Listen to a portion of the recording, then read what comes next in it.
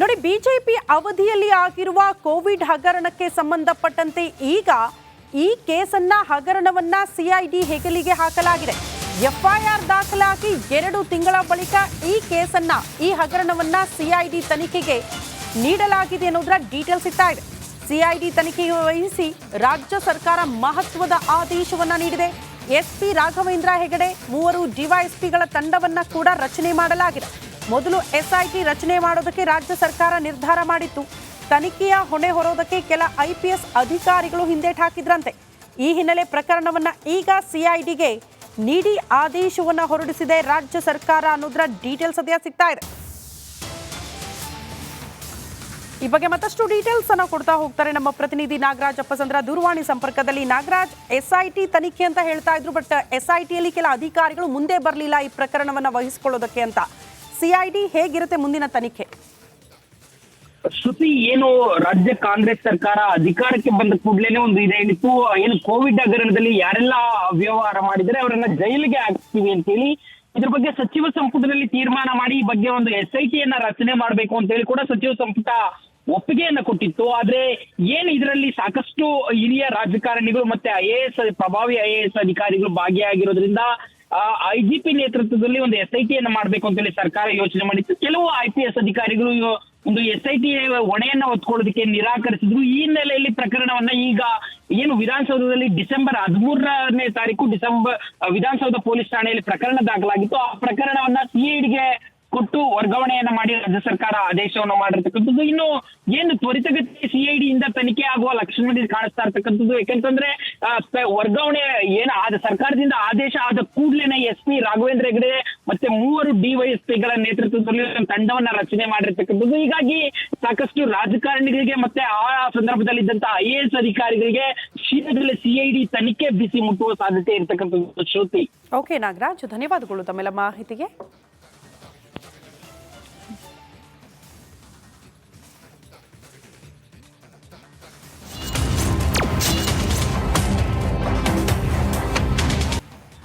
ನೋಡಿ, ಬಿಜೆಪಿ ಅವಧಿಯಲ್ಲಿ ಆಗಿರುವ ಕೋವಿಡ್ ಹಗರಣಕ್ಕೆ ಸಂಬಂಧಪಟ್ಟಂತೆ ಈಗ ಈ ಕೇಸನ್ನ ಹಗರಣವನ್ನ ಸಿಐಡಿ ಹೆಗಲಿಗೆ ಹಾಕಲಾಗಿದೆ.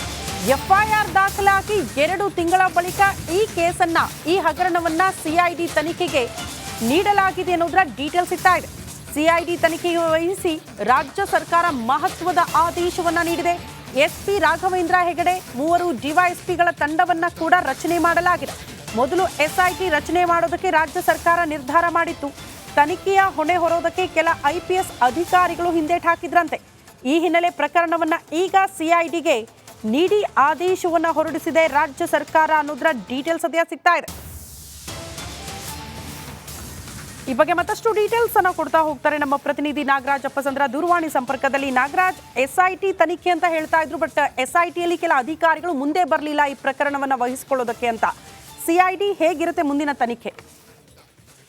ಶ್ರುತಿ, ಏನು ರಾಜ್ಯ ಕಾಂಗ್ರೆಸ್ ಸರ್ಕಾರ ಅಧಿಕಾರಕ್ಕೆ ಬಂದ ಕೂಡಲೇ ಒಂದು ಇದೆ ಹೇಳಿತ್ತು, ಏನು ಕೋವಿಡ್ ಹಗರಣದಲ್ಲಿ ಯಾರೆಲ್ಲ ಅವ್ಯವಹಾರ ಮಾಡಿದರೆ ಅವರನ್ನ ಜೈಲಿಗೆ ಹಾಕ್ತೀವಿ ಅಂತ ಹೇಳಿ ಇದ್ರ ಬಗ್ಗೆ ಸಚಿವ ಸಂಪುಟದಲ್ಲಿ ತೀರ್ಮಾನ ಮಾಡಿ ಈ ಬಗ್ಗೆ ಒಂದು ಎಸ್ಐಟಿಯನ್ನ ರಚನೆ ಮಾಡಬೇಕು ಅಂತ ಹೇಳಿ ಕೂಡ ಸಚಿವ ಸಂಪುಟ ಒಪ್ಪಿಗೆಯನ್ನ ಕೊಟ್ಟಿತ್ತು. ಆದ್ರೆ ಏನು ಇದರಲ್ಲಿ ಸಾಕಷ್ಟು ಹಿರಿಯ ರಾಜಕಾರಣಿಗಳು ಮತ್ತೆ ಪ್ರಭಾವಿ ಐಎಎಸ್ ಅಧಿಕಾರಿಗಳು ಭಾಗಿಯಾಗಿರೋದ್ರಿಂದ ಐಜಿಪಿ ನೇತೃತ್ವದಲ್ಲಿ ಒಂದು ಎಸ್ಐಟಿಯನ್ನ ಮಾಡ್ಬೇಕು ಅಂತ ಹೇಳಿ ಸರ್ಕಾರ ಯೋಚನೆ ಮಾಡಿತ್ತು. ಕೆಲವು ಐಪಿಎಸ್ ಅಧಿಕಾರಿಗಳು ಒಂದು ಎಸ್ಐಟಿ ಹೊಣೆಯನ್ನ ಹೊತ್ಕೊಳ್ಳೋದಕ್ಕೆ ನಿರಾಕರಿಸಿದ್ರು. ಈ ಹಿನ್ನೆಲೆಯಲ್ಲಿ ಪ್ರಕರಣವನ್ನ ಈಗ ಏನು ವಿಧಾನಸೌಧದಲ್ಲಿ ಡಿಸೆಂಬರ್ 13ನೇ ತಾರೀಕು ವಿಧಾನಸೌಧ ಪೊಲೀಸ್ ಠಾಣೆಯಲ್ಲಿ ಪ್ರಕರಣ ದಾಖಲಾಗಿತ್ತು. ಆ ಪ್ರಕರಣವನ್ನ ಸಿಐಡಿಗೆ ಕೊಟ್ಟು ವರ್ಗಾವಣೆಯನ್ನ ಮಾಡಿ ರಾಜ್ಯ ಸರ್ಕಾರ ಆದೇಶವನ್ನು ಮಾಡಿರ್ತಕ್ಕಂಥದ್ದು. ಇನ್ನು ಏನು ತ್ವರಿತಗತಿ ಸಿಐಡಿಯಿಂದ ತನಿಖೆ ಆಗುವ ಲಕ್ಷಣದಲ್ಲಿ ಕಾಣಿಸ್ತಾ ಇರ್ತಕ್ಕಂಥದ್ದು. ಯಾಕಂತಂದ್ರೆ ವರ್ಗಾವಣೆ ಆದ ಸರ್ಕಾರದಿಂದ ಆದೇಶ ಆದ ಕೂಡಲೇ ಎಸ್ಪಿ ರಾಘವೇಂದ್ರ ಹೆಗಡೆ ಮತ್ತೆ 3 ಡಿವೈಎಸ್ಪಿಗಳ ನೇತೃತ್ವದಲ್ಲಿ ತಂಡವನ್ನ ರಚನೆ ಮಾಡಿರ್ತಕ್ಕಂಥದ್ದು. ಹೀಗಾಗಿ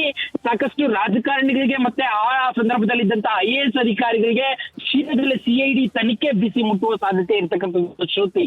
ಓಕೆ ನಾಗರಾಜ್, ಧನ್ಯವಾದಗಳು ತಮ್ಮೆಲ್ಲ ಮಾಹಿತಿಗೆ.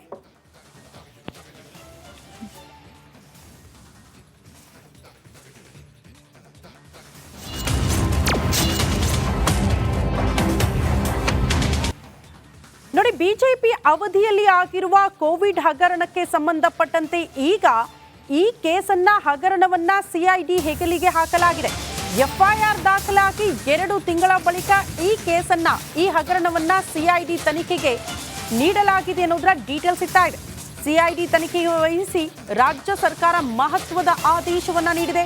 ಎಸ್ಪಿ ರಾಘವೇಂದ್ರ ಹೆಗಡೆ 3 ಡಿವೈಎಸ್ಪಿಗಳ ತಂಡವನ್ನ ಕೂಡ ರಚನೆ ಮಾಡಲಾಗಿದೆ. ಮೊದಲು ಎಸ್ಐಟಿ ರಚನೆ ಮಾಡೋದಕ್ಕೆ ರಾಜ್ಯ ಸರ್ಕಾರ ನಿರ್ಧಾರ ಮಾಡಿತ್ತು. ತನಿಖೆಯ ಹೊಣೆ ಹೊರೋದಕ್ಕೆ ಕೆಲ ಐಪಿಎಸ್ ಅಧಿಕಾರಿಗಳು ಹಿಂದೇಟು ಹಾಕಿದ್ರಂತೆ. ಈ ಹಿನ್ನೆಲೆ ಪ್ರಕರಣವನ್ನ ಈಗ ಸಿಐಡಿಗೆ ನೀಡಿ ಆದೇಶವನ್ನ ಹೊರಡಿಸಿದೆ ರಾಜ್ಯ ಸರ್ಕಾರ ಅನ್ನೋದರ ಡೀಟೇಲ್ಸ್ ಸದ್ಯ ಸಿಗ್ತಾ ಇದೆ. ಈ ಬಗ್ಗೆ ಮತ್ತಷ್ಟು ಡೀಟೇಲ್ಸ್ ಅನ್ನ ಕೊಡ್ತಾ ಹೋಗ್ತಾರೆ ನಮ್ಮ ಪ್ರತಿನಿಧಿ ನಾಗರಾಜ್ ಅಪ್ಪಸಂದ್ರ ದೂರವಾಣಿ ಸಂಪರ್ಕದಲ್ಲಿ. ನಾಗರಾಜ್, ಎಸ್ಐಟಿ ತನಿಖೆ ಅಂತ ಹೇಳ್ತಾ ಇದ್ರು, ಬಟ್ ಎಸ್ಐಟಿಯಲ್ಲಿ ಕೆಲ ಅಧಿಕಾರಿಗಳು ಮುಂದೆ ಬರಲಿಲ್ಲ ಈ ಪ್ರಕರಣವನ್ನ ವಹಿಸಿಕೊಳ್ಳೋದಕ್ಕೆ ಅಂತ. ಸಿಐಡಿ ಹೇಗಿರುತ್ತೆ ಮುಂದಿನ ತನಿಖೆ?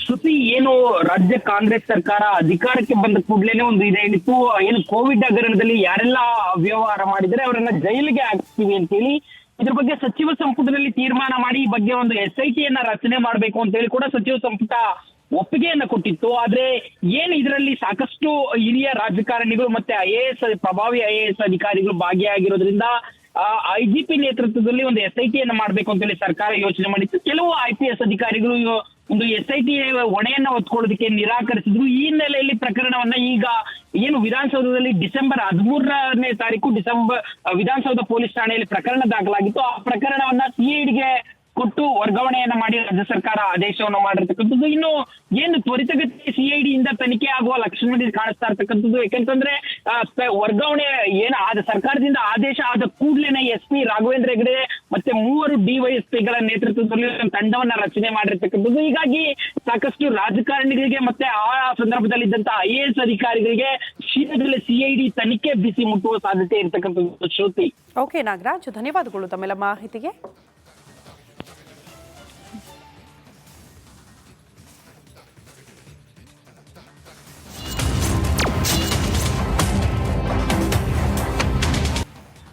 ನೋಡಿ, ಬಿಜೆಪಿ ಅವಧಿಯಲ್ಲಿ ಆಗಿರುವ ಕೋವಿಡ್ ಹಗರಣಕ್ಕೆ ಸಂಬಂಧಪಟ್ಟಂತೆ ಈಗ ಈ ಕೇಸನ್ನ ಹಗರಣವನ್ನ ಸಿಐಡಿ ಹೆಗಲಿಗೆ ಹಾಕಲಾಗಿದೆ.